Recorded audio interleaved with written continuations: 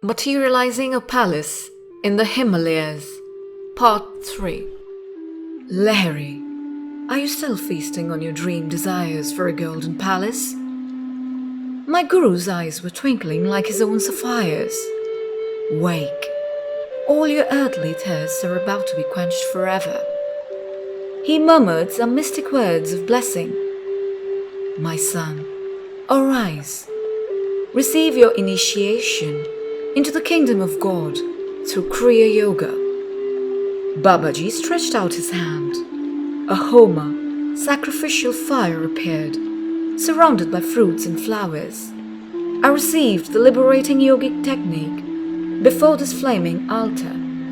The rites were completed in the early dawn. I felt no need for sleep in my ecstatic state and wandered around the palace, filled on all sides with treasures and priceless objects.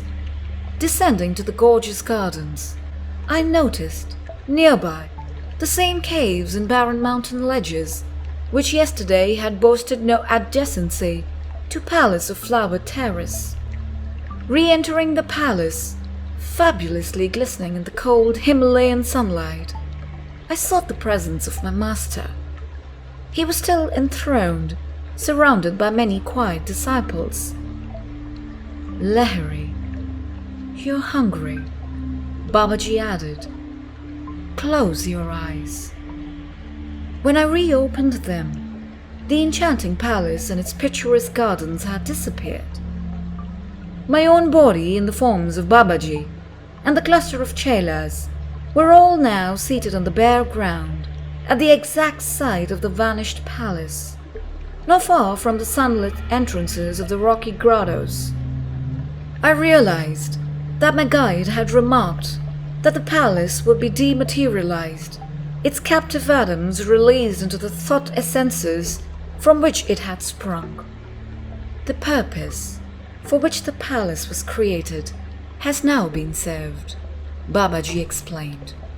He lifted an earthen vessel from the ground. Put your hand there and receive whatever food you desire. As soon as I touched the broad empty bowl, it became heaped with hot butter-fried luchis, curry, and rare sweetmeats. I helped myself, observing that the vessel was ever filled. At the end of my meal, I looked around for water. My guru pointed to the bowl before me. Lo! The food had vanished. In its place was water, clear as from a mountain stream. Few mortals know that the kingdom of God includes the kingdom of mundane fulfillments, Babaji observed.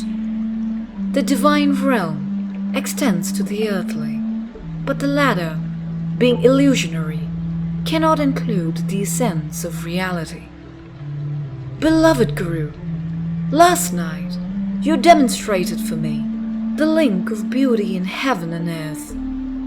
I smiled at memories of the vanished palace.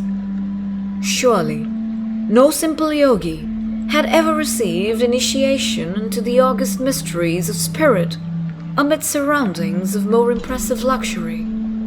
I gazed tranquilly at the stark contrast of the present scene, the gaunt ground, the sky roof, the caves offering primitive shelter, all seemed a gracious natural setting for the seraphic saints around me. I sat that afternoon on my blanket, hallowed by associations of past life realizations. My divine guru approached and passed his hand over my head. I entered the Nirvikalpa Samadhi state, remaining unbrokenly in its bliss for 7 days. Crossing the successive strata of self-knowledge, I penetrated the deathless realms of reality. All delusive limitations dropped away. My soul was fully established on the eternal altar of the cosmic spirit.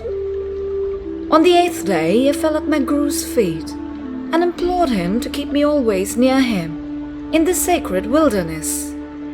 My son, Babaji said, embracing me, your role in this incarnation must be played on an outward stage.